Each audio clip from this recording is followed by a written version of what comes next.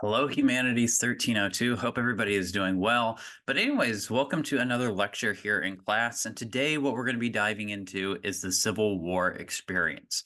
Now, this U.S. Civil War, for me as a historian, this is personally my favorite topic. It's what I went off to study in. That's what I've specialized in. That's what I've written articles as well as my thesis over.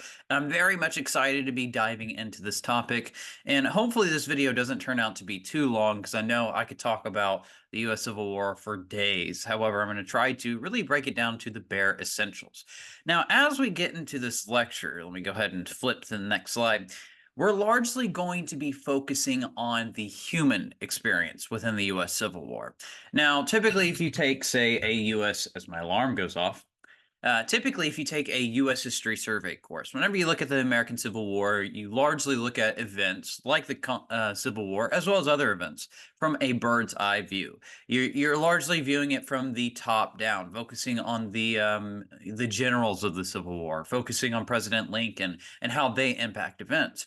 However, rather than doing this for our humanities course, we're going to be looking at it from a bottom-up perspective. We're largely going to be talking about the individual experiences of soldiers as well as civilians during the course of the Civil War. Now, we are going to be focusing predominantly on the soldiers that are going to fight in this conflict, but we will be looking at those and how those who are living back at home and how they're going to be greatly impacted by the war. And I do want to point out the war is going to impact the North and the South in very different ways, especially as we'll see a little bit later on, where the South being heavily outnumbered, being heavily outgunned, especially in regards to the Union blockade, that's going to impact greatly life on their home front. But we will be focusing on life on the home front and how that's going to contribute to the Civil War experience. But also what we're going to be discussing in this video is we're going to be expanding on American societal beliefs. We had talked about some societal beliefs last time, really, and how they're going to play a role within the motivations of the soldiers. And we're going to come back to that topic and expand on it a little more. But we're also going to talk about other societal beliefs that Americans have. And particularly, I want to focus on one topic that has become increasingly relevant, at least in recent days within the Civil War community, on how Americans perceive death. And there will be one Civil War work that I'm going to be citing heavily on this topic and referring to, but anyways, I'll get to that work a little bit later on. But also what we're going to be talking about in this video, as we've talked about in humanities course, when we focus on the arts and literature, we're going to focus on the arts and how they're going to change during this conflict. And in particular, we're going to see how the introduction of photography is going to greatly change really how people view war in general. And we'll get to that a little bit later on and how photography is going to develop during the Civil War. But anyways, we'll get to that after we discuss the soldiers' experience. But anyways, to begin our class today, let's start off with soldiering within the U.S. Civil War. Now, first, before we talk about the individual's experience that fights in either the Union or the Confederate armies, I do want to point out I will be talking, generally speaking, about some of their beliefs and some of their motivations. However, in the lecture slides that I have posted on D2L, you'll actually note that I stated it can be counterproductive to generalize American soldiers in the U.S. Civil War. Well, what I mean by this is it's important for us to recognize that the soldier's experience is unique to each individual soldier.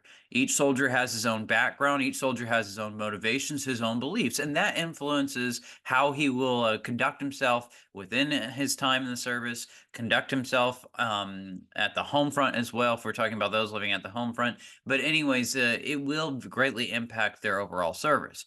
However, unfortunately, since there are over 3 million American men that would serve in the U.S. Civil War for both sides, it's going to be difficult for us to talk about each one of those soldiers case by case. So we do have to focus on some generalities, especially in regards to the motivations of these soldiers and why they fought in the Civil War. But anyways, to discuss their motivations, I want to kind of divide both groups in North and South, as well as white and black soldiers, because we will see that there will be all those groups represented in the armies fighting the U.S. Civil War.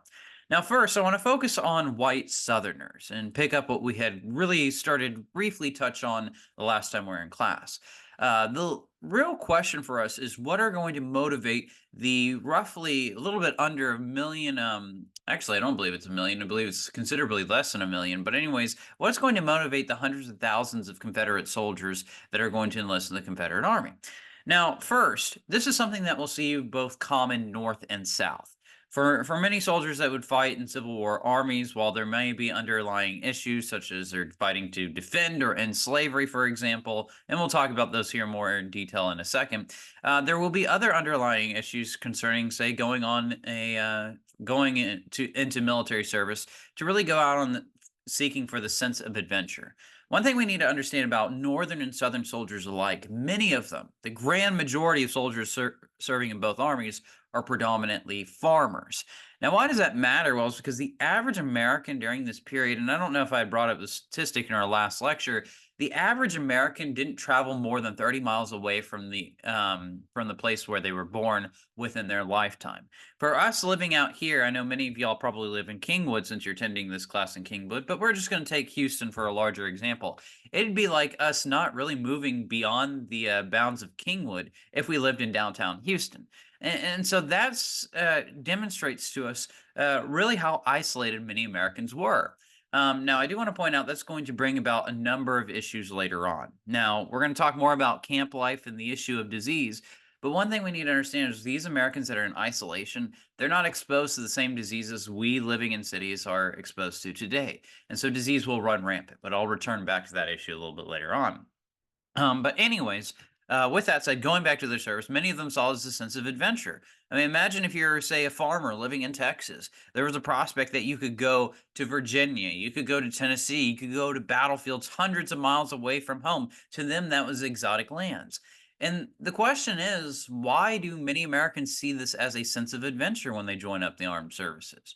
Well, a big reason for this is because, well, I mean, why they weren't able to travel very far away from home was because of transportation. We talked about how railroads were just coming into being, but they weren't widespread quite yet to where average Americans could easily go on a vacation and so forth. Many of them had to rely on either walking or going by horseback to, if you want to say, commute or to travel from one location to another. So that was a big reason. But, anyways, a sense of adventure would motivate many soldiers, North and South.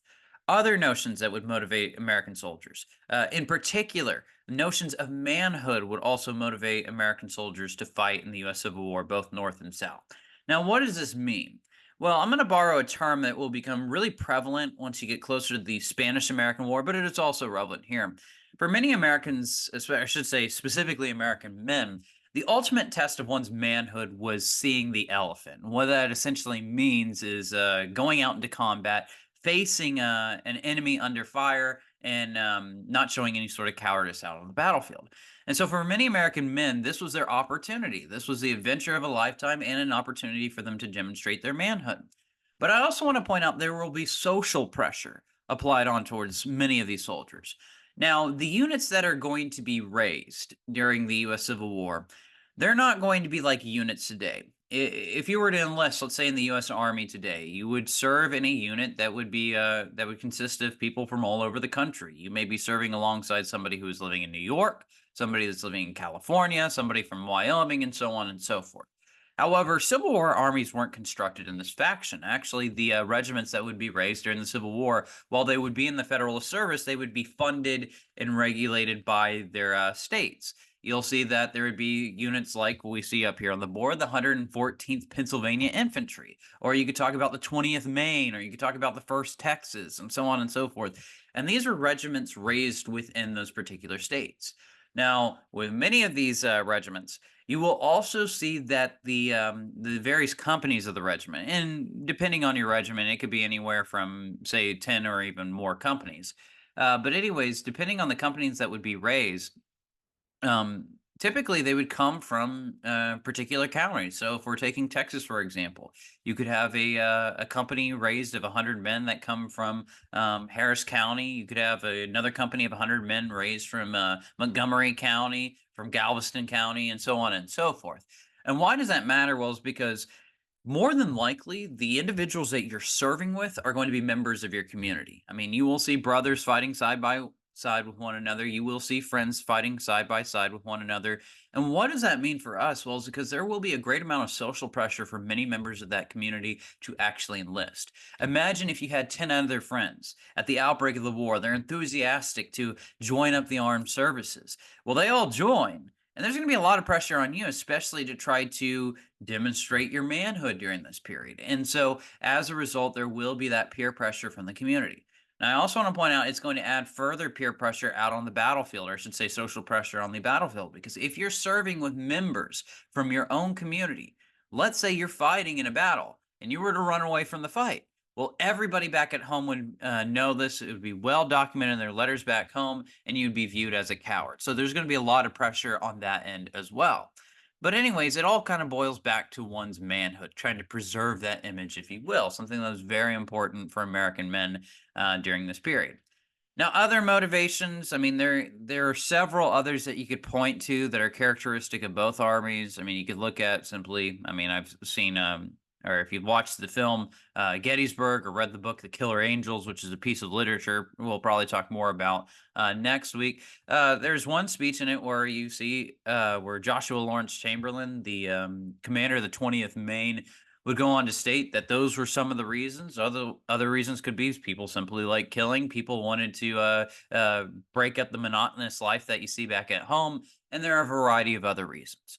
However, let's talk about motivations to Northerners and Southerners specifically. Because even though you may want to go out and fight or go out and serve in the US military for a sense of adventure, the question does boil down to why are you going to risk your life fighting on the battlefield, whether it's at Gettysburg, whether it's at Shiloh, or the various battlefields that we've seen in the Civil War. So now let's take a look at the various regions. Now, I had kind of started to talk about Southern soldiers, so let me circle back to that point. Now, Southern soldiers, directly or indirectly, are predominantly going to fight to preserve the institution of slavery. Now, there are other motivations, and I'll get to that here in a second, but predominantly you will see most Southern soldiers fight to defend slavery. Now, there is a statistic I love to throw out within my U.S. history classes when I talk about Southern soldier services in the Civil War. I can't, if I remember correctly, the statistics is about 30% of Southern soldiers who fight in the various Confederate armies during the Civil War are going to own slaves. Whereas about 70% of Southerners who fight in whether it's the Virginia or the Army of Virginia under Robert E. Lee or the Army of Tennessee under Braxton Bragg and later Joseph E. Johnston, while 70% of them aren't going to own a single slave, it does raise the question, why am I making this argument that white Southerners are fighting to preserve slavery? Well, we need to go back to some of the issues we talked about last week when we talked about American society in the 1800s. First, for many Americans, not just living in the South, but also across the Union, the pinnacle of society, as to where you had essentially reached the American dream, was becoming a large plantation owner. So partially that's going to motivate individuals because there was that hope that one day they could achieve the pinnacle of society. But more directly, what's going to influence white Southerners to fight to preserve the institution of slavery is going to be how it can impact their lives. Remember, there are 4 million individuals who are in bondage. If those 4 million individuals in bondage are all of a sudden freed, then this would mean that there would be competition for land, competition for jobs. There'd be a shakeup in the social order. And white Southerners were not wanting to disrupt their lives as they were. They weren't wanting to lose a little bit of land that they may have had, the little bit of crops that they produce, and so forth. And so for many white Southerners, that's what's going to motivate them during the course of the Civil War. Other motivations, and this probably will be more prominent, at least for many of the younger Confederate soldiers, they would see themselves as fighting to defend their homelands. I mean, one thing we need to understand is that the grand majority of the battles fought in the U.S. Civil War will be fought on Southern territory. So there was a lot at stake in defending their homesteads and defending their homes and so forth. And there will be other motivating factors, but those are going to be the prominent two issues that we'll see among Southerners and why they're going to fight and risk their lives during the U.S. Civil War. Now let's flip the coin. Let's talk about Northern soldiers and what are going to be their motivations. Now, first, I want to point out white Northern soldiers because we're going to come back to African Americans and their service in the Civil War a little bit later on. But let's focus on white Northern soldiers. Now, at the outbreak of the war, the grand majority of white Northern soldiers are going to fight to preserve the Union, to bring the Southern states that were in rebellion back into the Union, nothing more. Many white Southerners or white Northerners were not really keen in on the issue of slavery. To them, it wasn't a key issue on why they needed to preserve the Union. If the Union was preserved and you had slavery remain in place, this probably wouldn't impact many of their views. And the reason for this is because they also feared the prospect of freeing 4 million slaves, which could bring about job competition in the North. And we'll come back to that issue as well. But anyways, they're going to predominantly fight for that. Now, as they come to the South, you will see over time many Northern soldiers are going to begin to adopt an emancipationist stance, to where they eventually call for the emancipation of slavery. And it's not necessarily because of humanitarian means. Many white Northerners are going to fight to try to end slavery because they saw it as benefiting the Confederate war effort. You will see slaves are actually going to build Confederate fortifications, Confederate trenches, Confederate earthworks, and so forth. And if you could deprive the Confederates of that labor source, then that would only benefit the Union war effort. It could make it much easier to defeat the Confederates in open combat. And so that will eventually come to influence Union soldiers later on, or white Union soldiers later on. But there would also be other reasons to why they are motivated to fight out in this conflict. But largely, it's going to be the idea of preserving the Union. Now, lastly, and I'm going to talk about them in a lot more detail a little bit later on, I want to talk about African American soldiers and their motivations. Now, the grand majority, and I should say the overwhelming majority, well over probably 99.999, and you can add as many nines as you want, percent of African Americans that would fight in the U.S. Civil War are going to fight in the Union armies.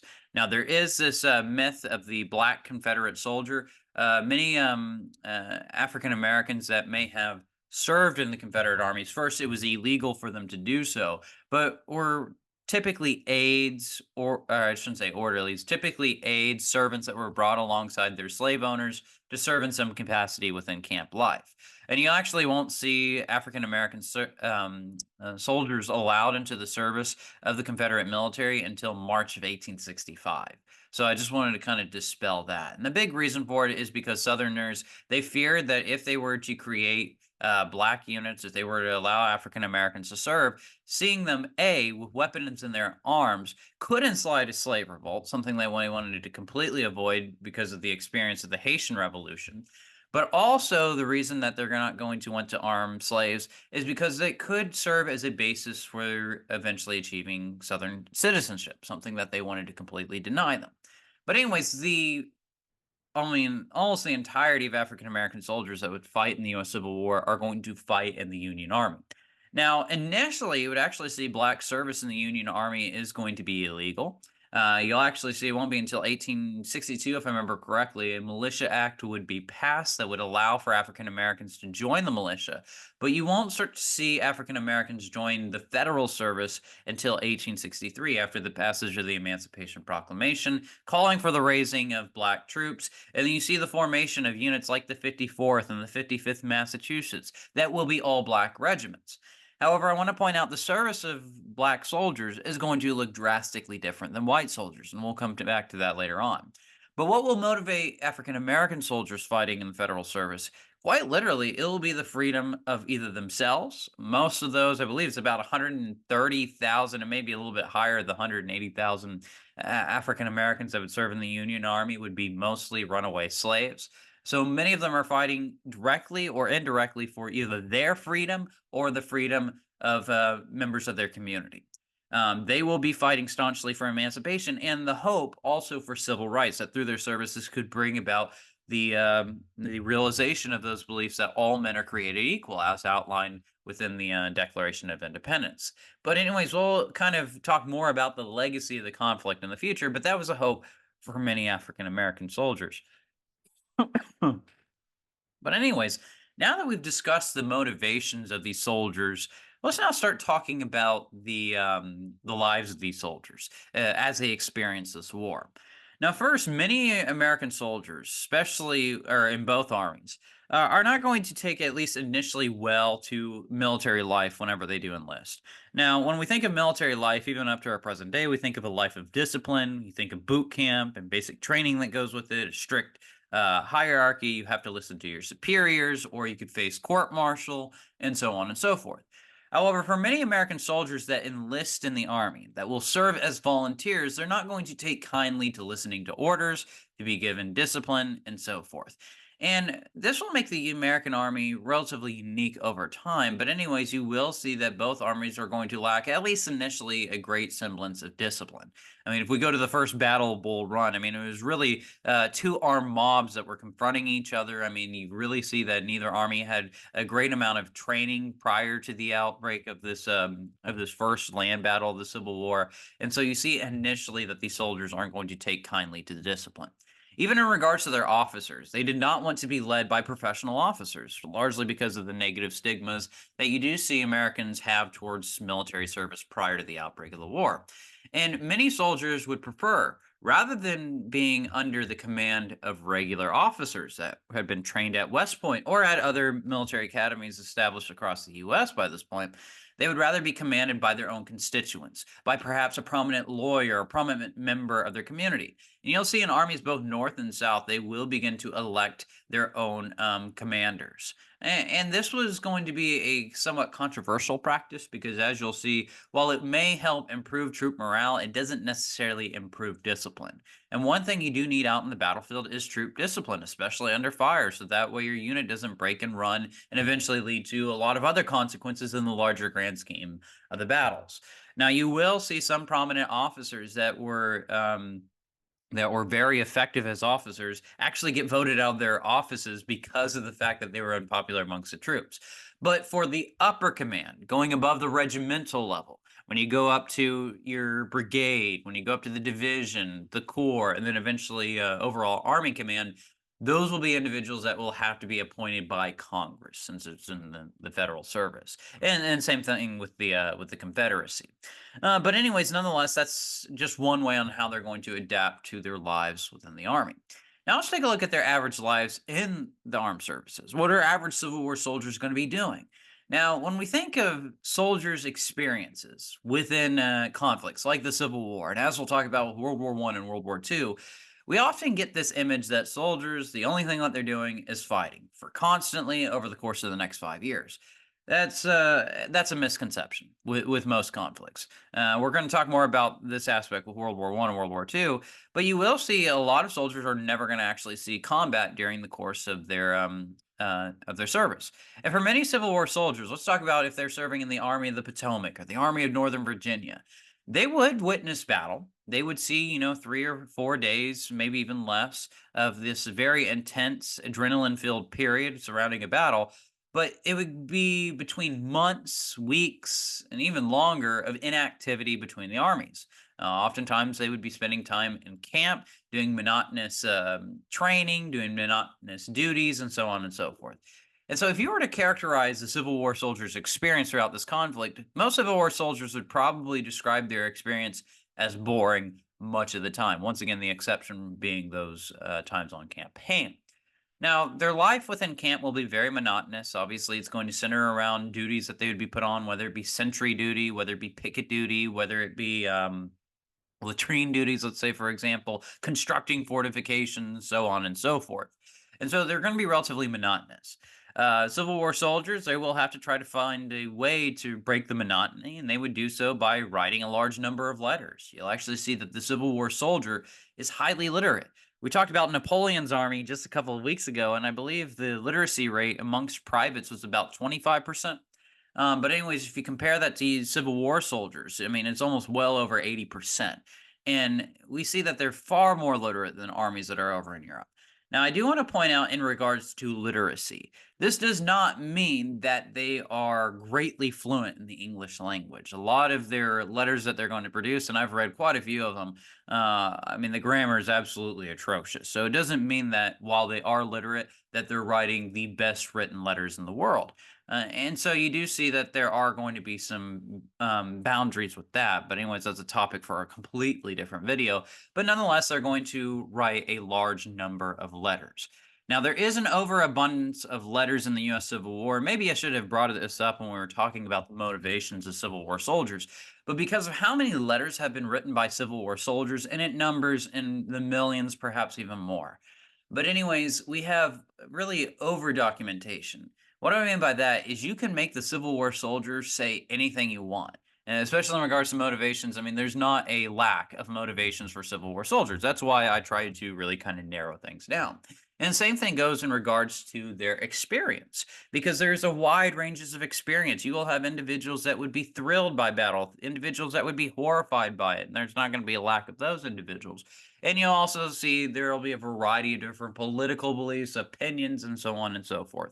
But nonetheless, they're going to be highly literate. Now, that's one way they're going to try to fill kind of their time within camp life. Other ways, we'll see that they would actively play instruments, listen to music.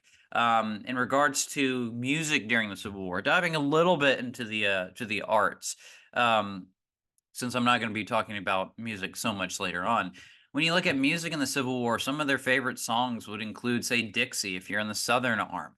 It would also include, if you're in the Northern Army, Yankee Doodle. You would see the Battle Hymn of the Republic would become popular, John Brown's Body.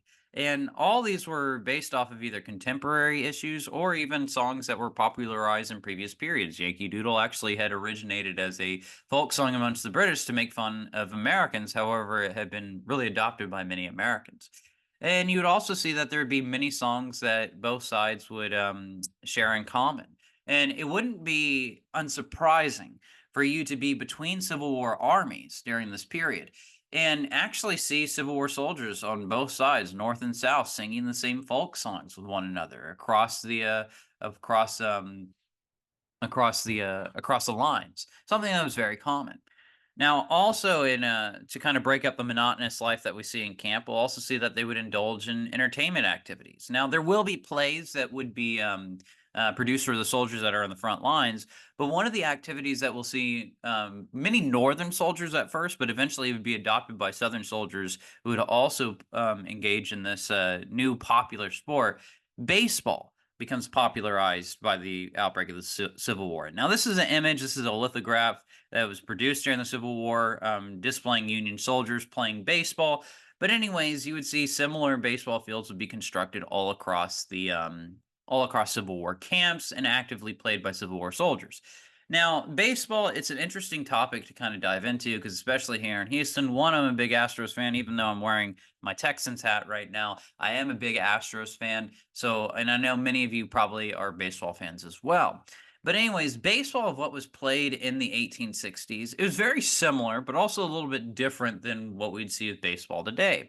Now, as I mentioned before, largely baseball is going to be played by Northern armies. Really, it was a sport that had originated in the New England, New York area and had been predominantly played by individuals of that area. But as you start to see these massive armies begin to collect, and you start to see, obviously, those regiments from New England, New York begin to play baseball, other regiments within the Union Army begin to catch on because it was such a popular sport. Now, baseball is very similar back then. You would see that there would be four bases, just like what we have today, of equal distance apart. You would have a pitcher. You would have the various position players that we know today. You also had the same length of games. They were 9 innings. You would see that there would be 3 outs an inning, 3 strikes and you're out. But where there was a difference is rather than throwing the ball to, say, first base to get the runner out, you'd actually have to hit the runner, peg him essentially to get him out. And so this was a little bit more violent than what we'd see with the modern day sport, but nonetheless, it became widely popular. Now, as I mentioned before, it's largely practiced within Northern armies, and you don't see it introduced into Southern armies until 1862, 1863. And it will be because of the fact that you see Union prisoners being taken during various battles in the early days of the conflict. And these Union prisoners, as they play it, say at Salisbury, North Carolina, where there was a prison camp, you'd even see in some cases they would play with their captors. And when they play with their captors, they've become in love with the game. They begin to play it amongst themselves. And then you eventually see other Confederates as well would likewise begin to play baseball. And by the end of the Civil War, it truly will be a national pastime. And you'll start to see that professional leagues, while they had been constructed prior to the outbreak of the Civil War, would become more popular. And eventually it would lead to the development of the Major League Baseball in 1903. But anyways, that's just kind of a fun side story I wanted to talk about in regards to Civil War soldiers and some of the things that they were able to do within camp life. Now, also, I wanted to talk about average Civil War soldiers in regards to something that they also would enjoy in camp life: coffee. Now, coffee was drinking in abundance within northern armies. However, you didn't see it as much in prevalence in southern armies. But I want to go back to that issue I brought up when we talked about music just a second ago. As mentioned before, it wasn't uncommon for you to see music played between the lines, between southern and northern soldiers, to where they would join together in song. However, you would also see that, as I fast forward a little bit too early there, you would also see that both armies, North and South, would actively trade with one another. What's unique about the U.S. Civil War compared to, say, World War I or World War II is the belligerents had a common language. So it was easy for them to shout across the lines at each other, saying, "What are you doing, Johnny Reb?" if you're referring to a Southerner, or "What are you doing, Billy Yank?" if you're referring to a Northerner. And because of this, there would actually be some cordial meetings between the lines, between pickets of the two armies. Now, there were orders that were given out to try to suspend this practice of intermingling with the enemy armies as well as trading with them, but nonetheless it would continue. And Northerners, North, or I shouldn't say Northerners, Americans, North and South, do enjoy coffee. And so, actively, since coffee was really a delicacy in the North by this point, because the Southerners could not import coffee into their states because of the Union blockade, they would actively trade between the lines. And you would see Northerners, they would want to indulge in Southern tobacco. So it's no surprise that they trade these two commodities back and forth. But anyways, it's kind of ironic because even though you will see these individuals be very cordial at these points, it would not impact their really their roles in combat a little bit later on. They're not going to lose any loss of love over these individuals. But anyways, nonetheless, that's just kind of a look at the lives of those Civil War soldiers within their camp lives, and they adjust to the times. But anyways, as we've talked about life within camp, now I want to talk more about life out on the battlefield. I'm going to fast forward a few slides and I'll come back to these images a little bit later on. But I wanted to talk about the adrenaline associated with combat. Now, as mentioned before, and I believe I mentioned this in our first lecture, in order for us to understand really the horrors of combat and what soldiers might have experienced, or at least get a small glimpse, it's best for us to refer to the accounts of those soldiers who actually witnessed these events. And I do want to point out, I have never seen combat, as well as many of us, I'm sure, watching this video, and there's no way without us actually experiencing these events for us to truly understand them. However, we can get somewhat of a glimpse by looking at the accounts of these individual soldiers. Now, since the accounts of soldiers during the Civil War are so vast, I'm going to talk about just kind of briefly some of their experiences in combat. Now, really quickly, I do want to point out, with the exception of, say, the Vicksburg or the Overland campaign or Overland/Petersburg campaign later in the war, as mentioned before, many Civil War soldiers, they would see the monotonous of camp life highlighted by maybe a few days of active combat. And for many Civil War soldiers who fight within the Civil War, combat would be, as I mentioned before, the ultimate test of one's manhood.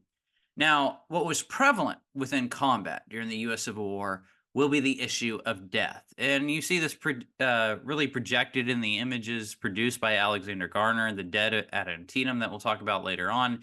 And death would become very closely associated with many Americans. To quote, to quote the historian Drew Glippen Faust, who wrote this great work, and I highly recommend if you get an opportunity, this Republic of Suffering, which deals with death during the Civil War. Death was a constant reality for many Americans that fought on Civil War battlefields. During the course of the Civil War, some 620,000 Americans would perish in combat, or I shouldn't say during combat, during the course of the U.S. Civil War. So it was a constant reality for many Americans. And from this quote that Drew Faust states in regards to the issue of death, nor could they erase, speaking on the soldiers' behalf, whenever writing back home to American or to loved ones back at home, really depicting the death of loved ones out on the battlefield. She would write, nor could they erase the unforgettable scenes of battlefield carnage that made soldiers question both the humanity of those slaughtered like animals and the humanity of those who had wreaked such destruction. Now, death was in a massive scale, as I've already highlighted through that statistic during the U.S. Civil War. It'll actually be up until the Vietnam War, more Americans would die in the U.S. Civil War than any American conflict to Vietnam combined. And so it was something that was becoming well known to many Americans, and they were becoming very familiar with. Now, it does challenge, and this is where I'm going to largely draw on Dr. Faust's argument. It does largely challenge American beliefs and the idea of the good death. Now, the good death, what do I mean by this? For many Americans living in the Victorian age during the 19th century when the US Civil War was ongoing, the ideal of the good death was an individual would die at home, regardless of what they were dying from, surrounded by their families, making kind of their last rites, really stating to God, kind of appealing to his mercy, making peace with God, and die in this more peaceful, tranquil setting. However, death during the Civil War, it came in many guises, and it really distorts this idea of the good death. If you look at Civil War battlefields, you're going to have soldiers die in a variety of fashions. You're going to have soldiers that are killed instantly, whether it's from musket fire or whether it's from shell fire. You're going to have Civil War soldiers that are going to suffer for hours, if not days, and even weeks from wounds that they had sustained out on the battlefield before they succumbed to their wounds. And likewise, you would see that there would be other limbs as well as body parts that would be ripped apart from American soldiers prior to the death. And it really kind of distorts that idea of the good death. And when riding back at home, and this kind of goes back into what I mentioned before, Civil War soldiers are witnessing this traumatic event. And unless you've experienced it, you cannot completely understand it. And so, for those soldiers riding back at home, they would write the loved ones of their friends or of their even their siblings that had perished out in conflict, trying to ensure that this good death had been achieved on the battlefield, that they had died in a fashion that was not that they didn't suffer long, that they were able to make their peace with God, that they were able to say the last goodbyes to their loved ones back at home, and so forth. Now, the reality is, while there are soldiers that were able to do this, most Civil War soldiers who perished were either instantaneously killed and they weren't ever able to do any of those items that I just mentioned, or they would suffer greatly. And for those soldiers that had witnessed their friends, say, have one of their body parts ripped off and they were suffering greatly for weeks or whatever the case may be, they're not going to want to write home the brutal realities of what had happened on the battlefield. They're going to try to, I hate to say the word, but fabricate the accounts of those, the deaths of those individuals. So that way, at least in some semblance, the good death had been achieved. Now, there's a great scene, and I know this is going into World War One, but there's a great scene from the film All Quiet on the Western Front when Paul Baumer, who's the main character of All Quiet on the Western Front, I'm forgetting the name of his friend, but anyways, his best friend before the war that he had served with during the war, he had experienced a very painful death. However, whenever he came home and he was talking to his mother, or to not to his direct mother, but to his friend's mother, he basically said that it was a quick death, that it wasn't painful, and so forth. And this very much is resemblant of what you see Civil War soldiers doing as well, and soldiers throughout many conflicts as well, just because the horrors of the battlefield are something that, unless you've experienced it, you cannot truly understand. But anyways, that was just a good issue that I want to talk about on how the war is really going to greatly change how Americans view the issue of death. And if you're interested in learning more about it, I highly recommend this book, This Republic of Suffering. But anyways, going back to our main narrative, as we've talked about American motivations, as we talked about societal beliefs concerning things like death, and also the soldiers' experience on the battlefield, I do want to dive a little bit more into African American service during the U.S. Civil War. And this really goes into racial issues that we'll see across the U.S., not just in the South, but also in the North during this period. Now, for African Americans and their service during the U.S. Civil War, it would be highlighted by discrimination as well as racial oppression. As I mentioned before, prior to 1863, it was largely illegal for African Americans to enlist in the services of the U.S. military. Now, while we have been picking on the South a little bit because of the presence of slavery, it's important for us to recognize that Northerners also accepted a society of white supremacy.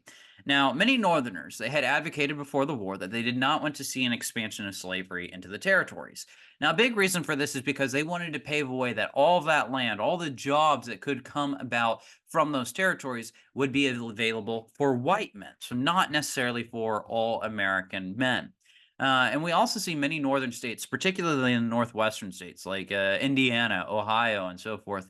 adopt a number of laws that are going to greatly restrict the rights of African Americans living within their states. You'll see that in the case, I believe it's of Ohio, but I could be mistaken. They do pass a series of laws basically stating that you had to clearly identify that you were a free person of color in order to live in the state. And other laws, in other states, you'd even see that they would try to adopt laws to completely exclude free African Americans from living in their states. So it's important for us to recognize that Northern society, like Southern society, has the same racial sentiments. But, anyways, going back to African American service during the Civil War, the hope was that through their service, this could bring about meaningful change, both North and South. Obviously, with the emancipation of slavery in the South, but hopefully eventually to achieve the issue of civil rights.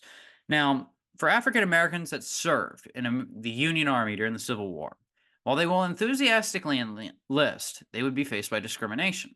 First, in regards to the duties that they would perform during the course of the Civil War. Most Civil War or most African American soldiers in the Civil War are not going to see combat. The reason being is because simply this could lead to press coverage, and if there's positive press coverage, this could ultimately change racial notions. So a lot of racial issues are going to play behind why they're not going to serve in combat. Many of them are going to be left to the task of conducting, whether it's occupation duty or manual labor within the armed forces and so forth. And so the grand majority of African Americans that serve in federal army are going to be serving in non-combat related jobs. But this is not to say that some Civil War soldier or some black soldiers will not see combat. The famed 54th Massachusetts would finally get a combat role assaulting Fort Wagner in July of 1863.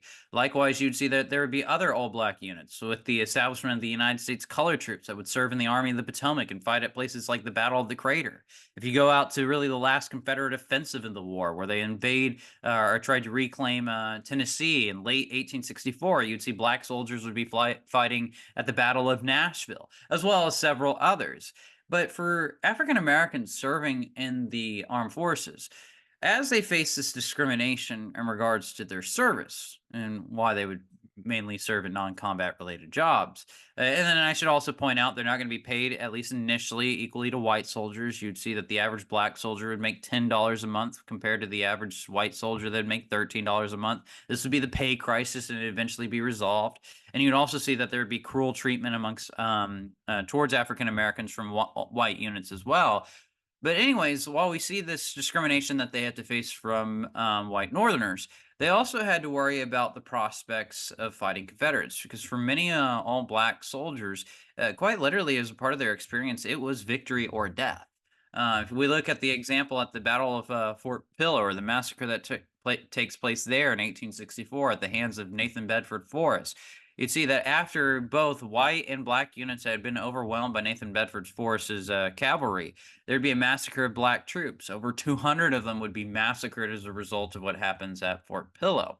This would generate a lot of outrage in the North, but nonetheless, we'd see that the treatment towards black soldiers, similar to this, where there would be massacres, would ensue across other battlefields as well.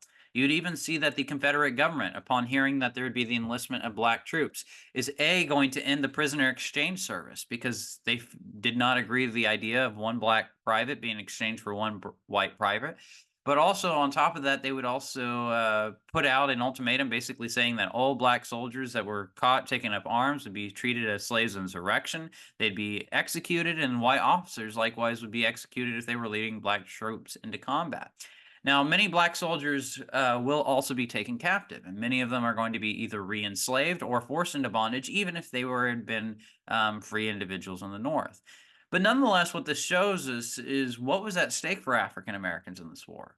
The hope was racial progress, and through that service, they were hoping to achieve this. And this is going to establish a precedent moving forward in future American conflicts. Because if you look at World War I, if you look at the Spanish American War, if you look at World War II, the hope was to achieve racial progress by displaying merit out on the battlefield. But anyways, that's a much more elaborate topic that that can be discussed in another course entirely. But anyways, as we've talked about the experience of these various groups during the course of the U.S. Civil War, the last thing I want to talk about in regards to U.S. soldiers before we kind of move on with our topics and focus on the home front is I do want to talk about the equipment that Civil War soldiers carry into combat, just because I talked about it when we went through the French military. Now, with that said, the armies, both North and South, are going to look drastically different for average soldiers. And it will be because of what we see happen very early on in the conflict. Now, really, to talk about society and kind of elaborate on some of the points we had made before in the previous lecture, it's important for us to recognize that Northern society had industrialized. They had a well developed manufacturing sector, they had a much larger population, and why does this all matter? Well, it's because those are going to be great advantages for the North throughout the Civil War. And the North will also enjoy the advantage of a Navy, something that the South would have to basically build from scratch. And so early on in the conflict, you will see that Northern armies are going to implement a naval, or the Union Navy is going to implement a naval blockade of Southern ports. And by the time you get to 1862, this blockade would be nearly complete. You would see that there would be ships going from the Texas Gulf Coast all the way up to the coast of Virginia. And why that's important is because you will see, since the Southerners relied largely on imports of whether it be their clothes, whether it be of their weapons, they're going to slowly begin to kind of starve of those imports, and it's going to greatly inhibit the Confederate war effort. And we see this particularly in regards to their equipment, which will add to the soldiers' experience. Now, in these two images that we see here, over here on the right, we see this is actually a picture captured by Matthew Brady, who we'll talk about here in a second, three Confederate prisoners at the Battle of Gettysburg. And I do want to point out a lot of the images that we see come out of the war will be produced by Northern studios, by individuals like Matthew Brady. And so there's not a whole lot of images about on Southern camps, Southern soldiers, and so forth. And so this is just a good example of what your average Southern soldier would have looked like compared to your average Union soldier that you see over here. Now, Northern armies, really quick, they're going to be well funded. They're going to be well equipped. Because of the fact that the Union has a well-established manufacturing sector, you will see standardized uniforms that will be produced on a massive scale. Same thing with weapons. I do want to point out in regards to the impact, I guess we could start here with the impacts on the home front. You do start to see American industries and factories begin to produce munitions for the war effort, whether it be for weapons, whether it be for uniforms, and so forth. And that'll greatly impact those back at home. But going back to the Union armies, they'd be well supplied because of this. Because of the fact that there's no blockade of Union coast, you'll see that there'd be plenty of food that would be produced for Union armies. They'd be well fed, and so forth. When you compare that to their Southern constituents that we see over here, very differently clad. You don't see a universal uniform here. Really, this is largely any sort of uniform that they would have been issued by their respective state, or it may be in many cases their own clothes that they bring from home. You'll actively see Civil War soldiers, or both armies, I should point out, are going to appeal to home to send them some sort of goods, whether it be a clean pair of socks, a new shirt, and so on and so forth. And you see this prevalent within Southern armies in particular. See, where in the Northern armies, they had the standardized forage cap. Over here, you basically see civilian caps that many Southern soldiers would wear into battle.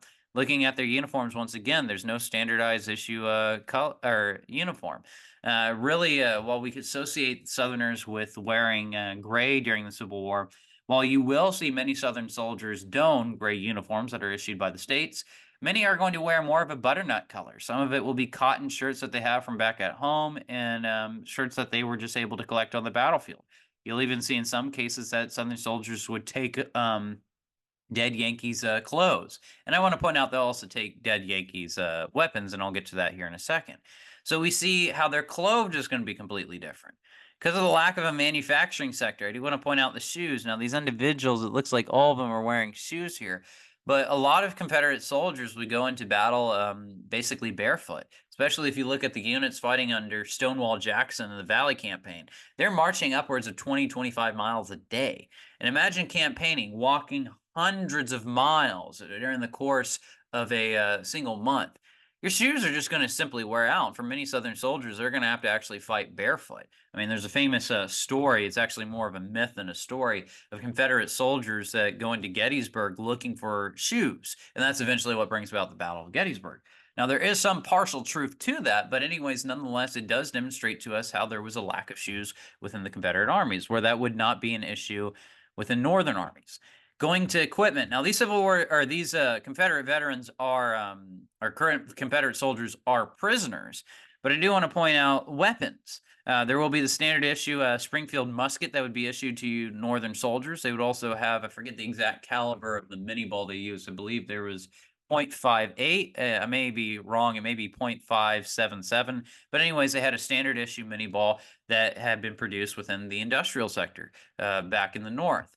Whereas Southern soldiers, they don't have that same luxury. They either have to import their weapons from places like Austria, from places like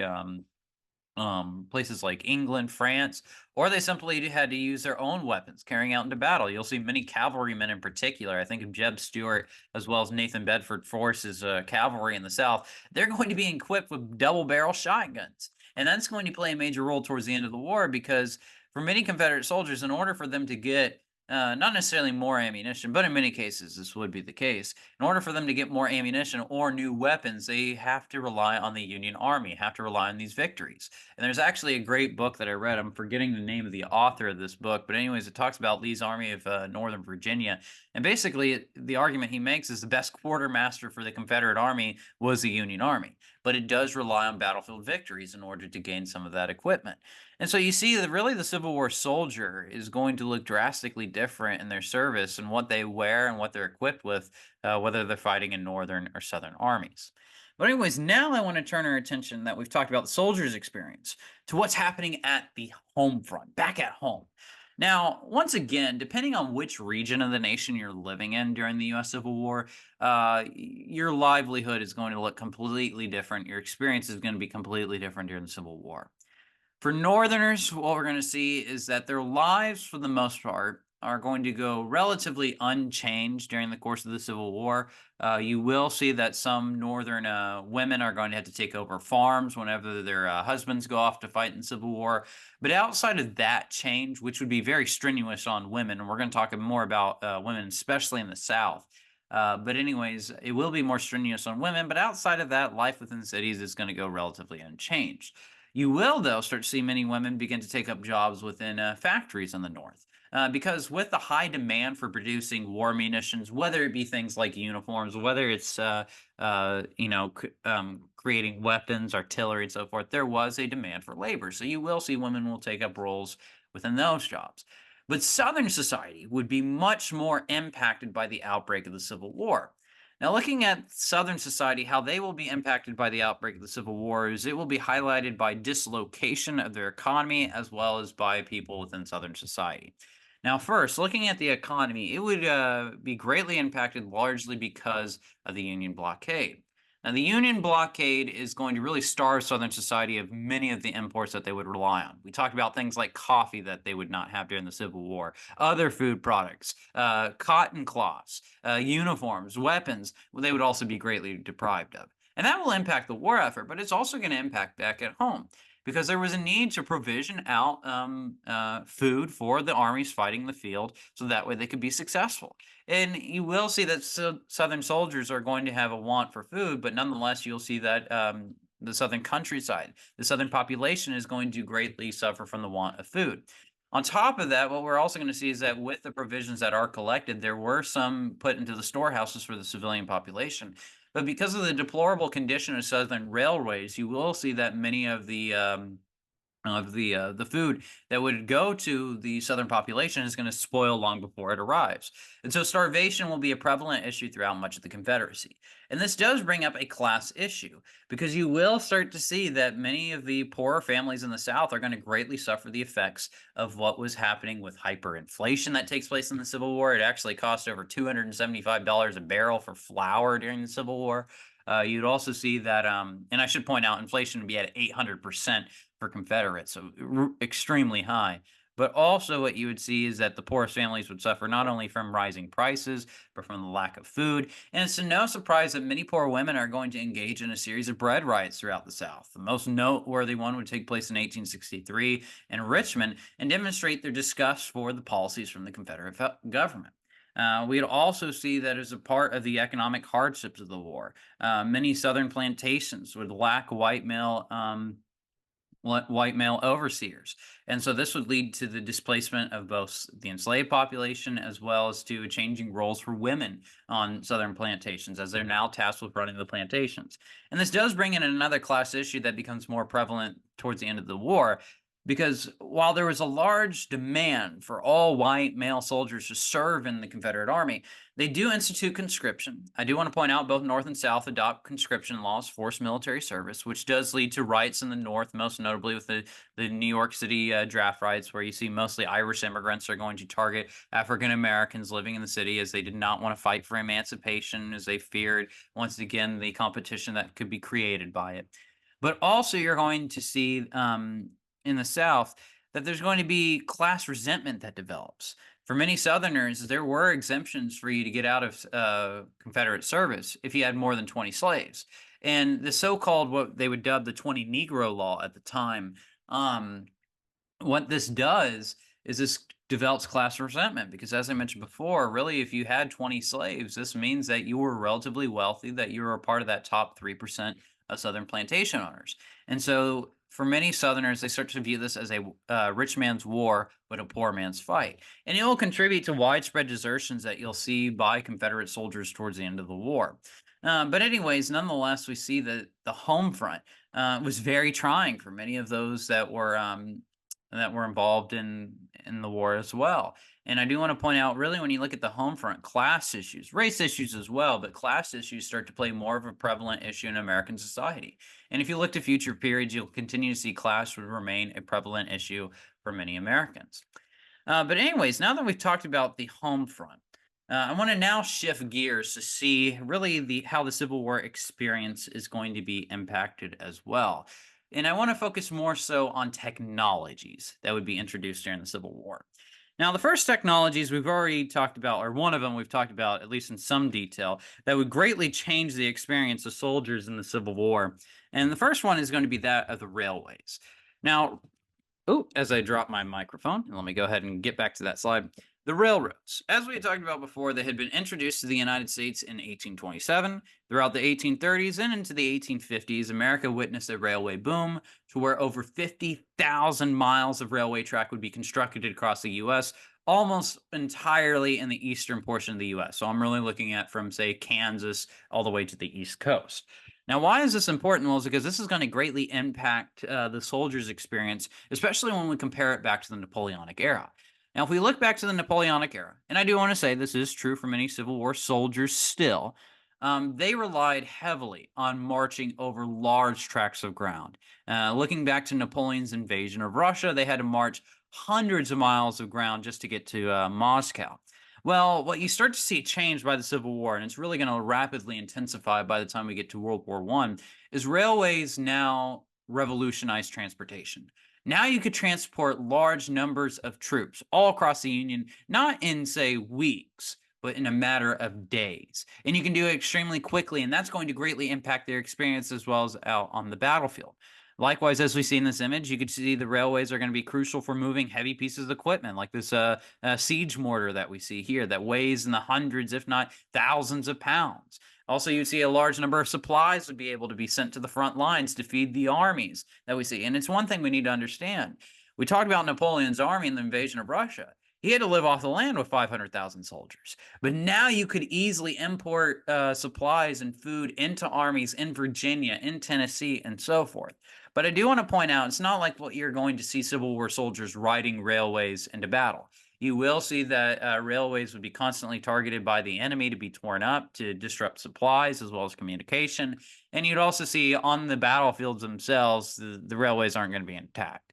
But nonetheless, they're going to prove vital ultimately for bringing supplies to those soldiers in the front lines, helping them feed, help keeping the morale up. And you'll see that Northerners are really going to enjoy the advantage here because the grand majority, I believe it's over 3/4 of the railway lines that have been constructed in the United States were in the North. So they're going to greatly benefit from this, whereas Southern soldiers really are going to have to rely on, while they do transport by railway, they're going to have to rely on marching as well for much of their service. But nonetheless, this technology transform how soldiers are going to operate within battles and how campaigns are going to be fought and so forth. Likewise, another technology that's also going to revolutionize the battlefield, the telegraph. I don't know if I'd mentioned this before, But the telegraph, which was introduced in the late 1840s, now is going to create instantaneous communication. Now, you will actively see that President Lincoln is going to communicate via telegraph wire with the Army of the Potomac, as well as various other armies throughout the United States. And this brings about information all uh, into the War Department almost instantaneously. And so he'll be able to get not necessarily a live update of what's happening on the battlefield, but begin to understand, Union victories shortly after they happen and so forth. And that'll prove vital, especially for conducting the war back at the home front, for bringing casualty lists to the American people, to bringing the outcomes of battles, for helping improve morale and so forth. But I do want to point out, while instantaneous communication was beginning to be used in the Civil War, it won't become as prominent as what you'll see within the First World War or even the Spanish-American War before that. But the last invention that I want to talk about that's going to greatly impact the American experience in the US Civil War is going to be photography. Now, photography, we kind of briefly got introduced to this issue the last time that we were in class. Photography is introduced to the world in the 1820s. The first photographs actually taken place in 1822, but you don't start to see photographs or the daguerreotype, what would become the most popular photograph in the pre-Civil War years, as well as the Civil War, come into the mainstream until the late 1830s, 1838, if I remember correctly. But once you get to the 1840s, and especially by the 1850s, daguerreotypes and photographs become immensely popular. Because what you could do compared to previous periods is you could capture a moment in time as it actually happened. And that's going to be very influential on the American mindset back at home. Now, in regards to photography in the Civil War, I do want to point out a couple of things. So every one of these images that we've seen, luckily, there's a great abundance of photographs that are taken during the Civil War. And many historians, art historians as well, have dubbed the Civil War really the truly first photograph conflict. Now, I do want to point out, we did take a look at photographs in the Mexican-American War. There were plenty of photographs that were produced from the Crimean War that takes place in the 1850s. But you're not going to see the same scale, the same amount of photographs produced in those conflicts as you'll see in the Civil War. I mean, quite literally, almost every aspect of Civil War society is going to be photographed in some fashion throughout the conflict. But I do want to point out, much of the photographs that will be produced by the Civil War that we've been looking at, and as I mentioned before, are going to be of Northern armies, just largely because of the availability of the equipment there, as well as I guess you could say, the studio apparatus of this guy, Mathew Brady.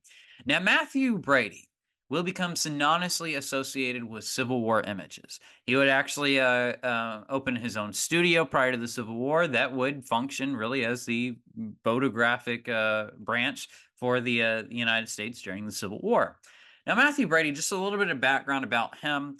He really begins to produce daguerreotypes during the 1840s, and he sets up a studio in New York that becomes widely popular. By 1850, he'll actually release in a gallery his Gallery of Illustrious Americans, and he sets out a goal to where he wanted to take pictures of all the most prominent Americans. And Mathew Brady, many of the popular images that you've probably seen of Lincoln, of Robert E. Lee, of John Quincy Adams, many American presidents of this period, Mathew Brady had some sort of role in taking the pictures of those individuals. Frederick Douglass as well, to mention just a few. And so he was a very well-established photographer by the time we get to the outbreak of the U.S. Civil War. And he would begin to send out photographic crews to Civil War encampments, to Civil War battlefields, to capture the reality of what's happening in camp as well as what's happening out on the battlefield. Now, with the outbreak of the war, how it's going to greatly impact average Americans is he's going to be largely creating what are known as cartes de visite, which is going to be a photographic medium that will transform the soldier's experience.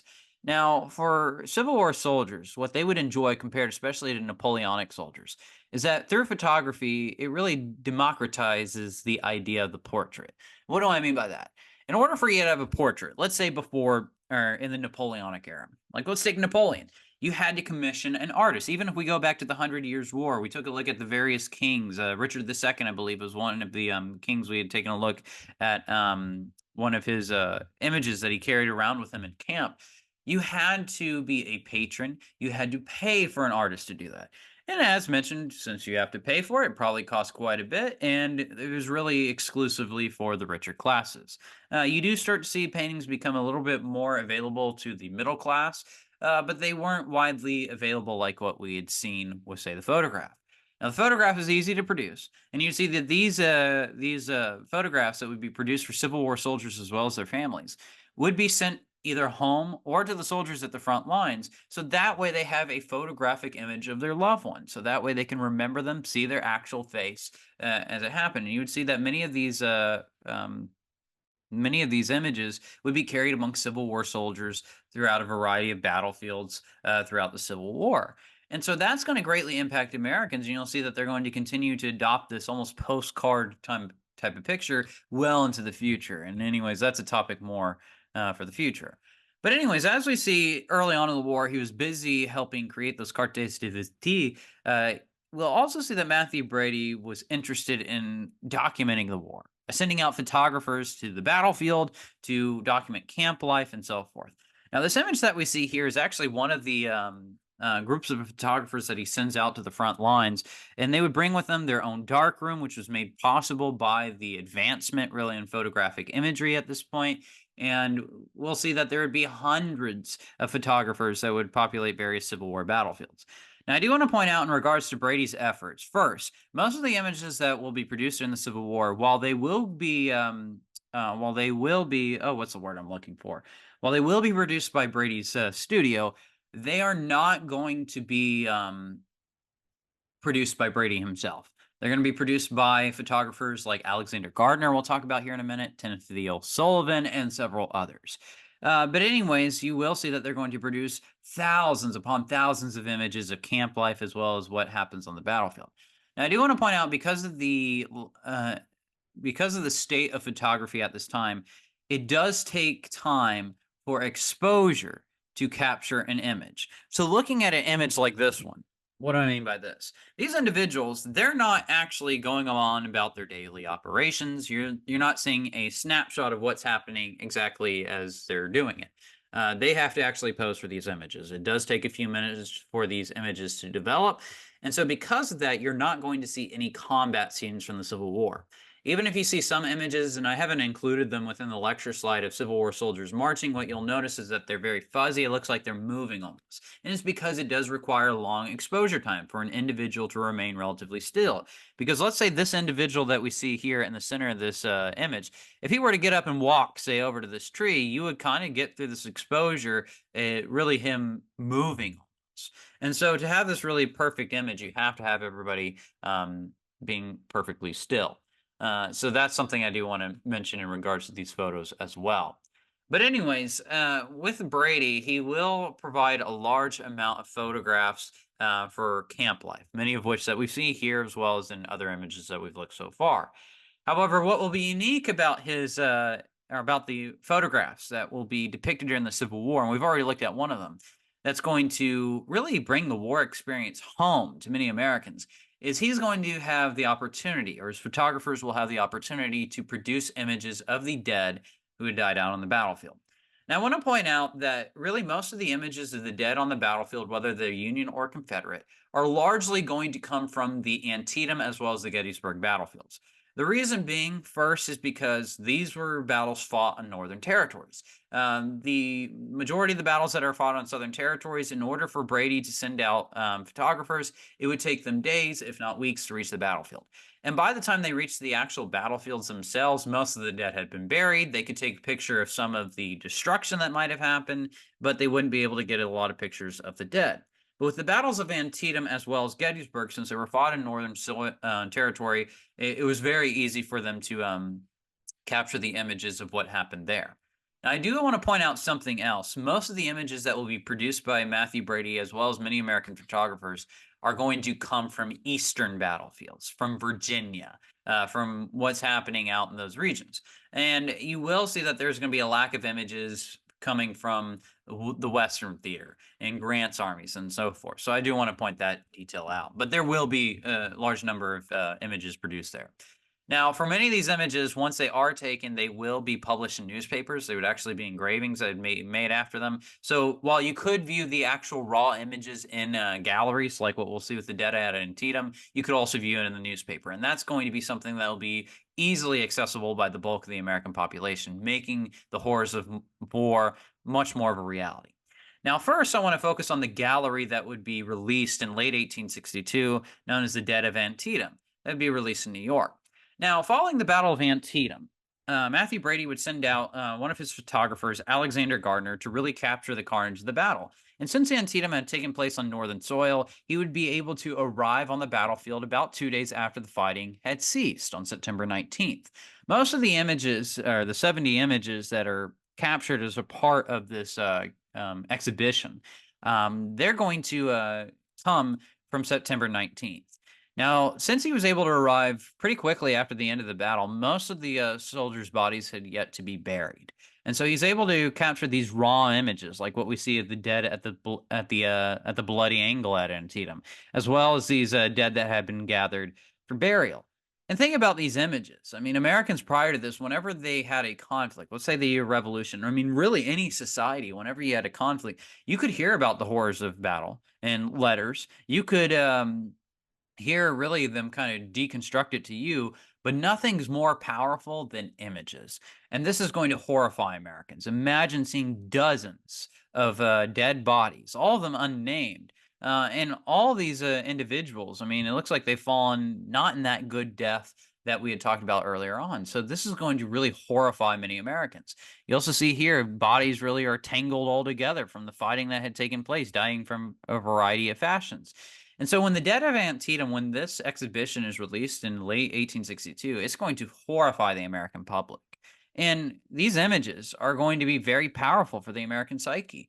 You will see that many individuals would see this as really kind of a blunderous affair, and it would kind of promote back at home some anti war sentiment now that they were starting to see the true realities and the horror associated with war.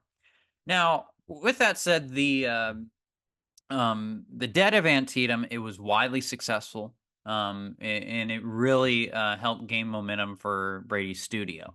And so, whenever we do see another battle take place on northern soil the next year at Gettysburg, it's no surprise that Henry Brady once again wants to take advantage of this to hopefully produce another exhibition that would ultimately produce very similar images that would hopefully be just as successful as the Dead of Antietam were. And this is where I want to point out a couple of the images that we see at Gettysburg. Once again, the dead are going to be the subject of many of these images. There's actually one image I forgot to include in here that I should have. That's a very popular image at the time. But anyways, nonetheless, you would see that it would basically be depicting many of the same themes of the dead that had died at Gettysburg. Now, this image in particular, this is actually a dead Confederate soldier that we see here, and an image that Alexander Garner titled "The Home of a Rebel Sharpshooter." Now, one thing I do want to mention, and Alexander Gardner is going to be more ambitious with this, but you'll also see this characteristic of many other Civil War photographers, is as I mentioned before, first, they have to pose people for photographs because of long exposure. But we're also going to see that in the case of this image in particular, they're also going to pose bodies to recreate a scene that they wanted to recreate. Now, as I mentioned before, and we can go back to this image here, much of the bodies by this point, whenever you do see the arrival of Gardner, as well as Timothy Old Sullivan, who would also document many of the dead at Gettysburg, they arrive when you start to see burial parties preparing to bury the dead. But going to this image, what Gardner did was actually take this rebel soldier from another part of the battlefield and staged him in this area at the Devil's Den. And so many of the photographs that you do see from the Civil War are actually going to be staged. So that's also something important to consider. It was meant to try to either convey a particular scene based off of the photographer's imagination or portray a particular idea. But anyways, nonetheless, we see this characteristic of many images produced from the Civil War, and photography will be vital in shaping American opinion back at home. And I do want to point out, because of images like this one and long casualty lists, it's no surprise that much of the Northern population in portions of 1863 and 1864 were perhaps wanting to support the Copperhead Democrats who were calling for peace or support for a negotiated peace with the South. However, because of military victories by the Union armies, you will see that that won't come into fruition. But nonetheless, photography does play a major role in shaping the American mindset. Now, I do want to just point out one last topic that impacts American society, and I'm not going to go into too much detail just because I'm not as familiar with it in regards to other areas of Civil War study. But propaganda, it will also be widely used by both sides during the course of the U.S. Civil War, and you could potentially use these photographs as propaganda. But also, you will see that there would be pamphlets that would be issued out, that there would be images created demonizing or harrowing up a particular cause. But in regards to promoting nationalism, while you will see that in the North, you'll see it less so in Southern propaganda, but nonetheless, there is a question whether or not there was this Southern nationalism that comes into being. But, anyways, that's a topic really for a different day. But, anyways, that brings us to the end of our lecture today. And with that said, I'm going to go ahead and stop sharing my screen. With that said, now that we bring it into our lecture, and I have no clue how long this took. Hopefully it was under an hour and a half. But anyways, hopefully y'all all enjoyed it. But anyways, just like always, as I end this video, make sure that you are watching, obviously, all the lecture videos. You're reading through all of the articles that are posted on D2L, as well as watching any additional videos. But anyways, if you do have any questions, do feel free to reach out to me. But otherwise, everybody go out, be safe. I'll see everybody in the next video.